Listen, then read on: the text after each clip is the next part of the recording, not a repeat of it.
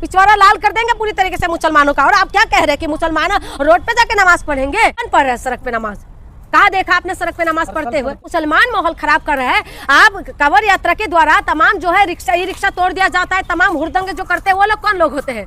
उन लोगों को आपने नहीं देखा कि वो लोग किस तरीके से हुड़दंग मचाते हैं? वो लोग कौन मुसलमान लोग हैं क्या? सलमान अगर अब्दुल कलाम जी नहीं होते ना, कि हमारे देश के अंदर परमाणु बम भी नहीं होते, लोगों का इलाज अच्छे से हो नहीं पा रहे, इलाज के लिए हॉस्पिटल नहीं है, शिक्षा के लिए स्कूल नहीं है, तो तमाम चीजें है नहीं, तो इसकी वजह से आप क्या करें? इसीलिए हिंदू मुसलमान का कोई ना कोई मुद्दा तो चाहिए ना, मुसलमानों का इलाज हो जाए, मुसलमानों का नमाज पे कुछ बयानबाजी हो जाए तो माहौल थोड़ा गर्म हो जाए और सारे मुद्दे से जनता भटक जाए। इसी वजह से इस तरीके की बयान दिया जा रहा है और इस तरीके यही चुनाव को देखते हुए ये कर रहे हैं कि 2027 में लोग कोई रोजगार ना मांगे, लोग जो है हॉस्पिटल, शिक्षा, स्वास्थ्य ना मांगे और जो वादा करके आए थे सत्ता में वो सारे वादा उनको याद ना दिला। इसी वजह से हिंदू मुसलमान का मुद्दा कर दिया गया है। लेकिन डिप्टी सीएम ब्रजेश पाठक वो ये कह रहे हैं कि जो अगर यात्रा निकलती है हिंदू धर्म की तो हम उसकी खुद सुरक्षा करते हैं, लेकिन मुस्लिम नहीं करते ऐसा।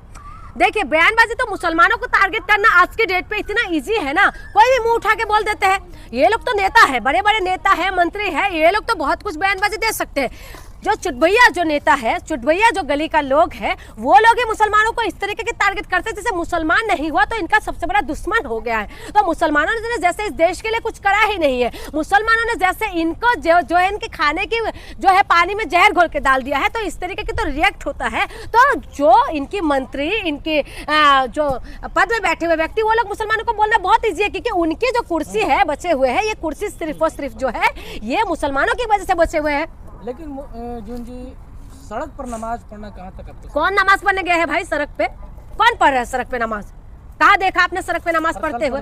हर साल पढ़ते हैं ना, जो थोड़ा बहुत वीडियो आते हैं ना, तो उसके लिए बोला जा रहा है सड़क पे नमाज कोई नहीं पढ़ना जा रहे हैं। और आज की डेट पे मुसलमान जो है थोड़ा बहुत अगर 5-10 मिनट के लिए सड़क पे आ भी गया है तो कोई बड़ी बात नहीं है। लेकिन हाँ, सड़क पे नमाज पढ़ने का मैं भी विरोध करती हूँ, लेकिन बात यह है ना कि अगर एक पक्ष का पेश टाइट कर रहे हो तो दूसरे पक्ष के लिए भी तो देखना पड़ेगा ना। संविधान हमें सबको आजादी देते हैं और सब धर्मों का पूरी तरीके से आजादी होते हैं। तो आप बताइए ना, सड़क पे हमने नहीं देखा गली पे किस तरीके से माता का जागरण होता है? आपने नहीं देखा कांवड़ यात्रा निकलते टाइम? आपने नहीं देखा कि किस तरीके से स्कूल बंद कर दिया जाता है, तमाम चीजें बंद हो जाते हैं, उस रोड को ब्लॉक कर दिया जाता है? तो ये चीजें होता है। ऐसा तो मुसलमानों का आज की डेट पे आपको लगता है कि मुसलमान इतना हद तक चले जाएंगे, कर सकते हैं? मुसलमान पिछवाड़ा लाल कर देंगे पूरी तरीके से मुसलमानों का। और आप क्या कह रहे हैं कि मुसलमान रोड पे जाके नमाज पढ़ेंगे? आज की डेट पे कोई मुसलमानों को आपने देखा है कुछ बयान देने के लिए भी सोचते हैं? हाँ, जो ठेकेदार बनते हैं, मुसलमानों का जो ठेकेदार बना हुआ है ना, वो जरूर बयान देने के लिए आ जाते हैं। लेकिन आम मुसलमान जो है आज परेशान हो रहे, आज घबराए हुए हैं, उनको ऐसा माहौल पैदा कर दिया गया है कि किसी भी तरीके से मुसलमान जो है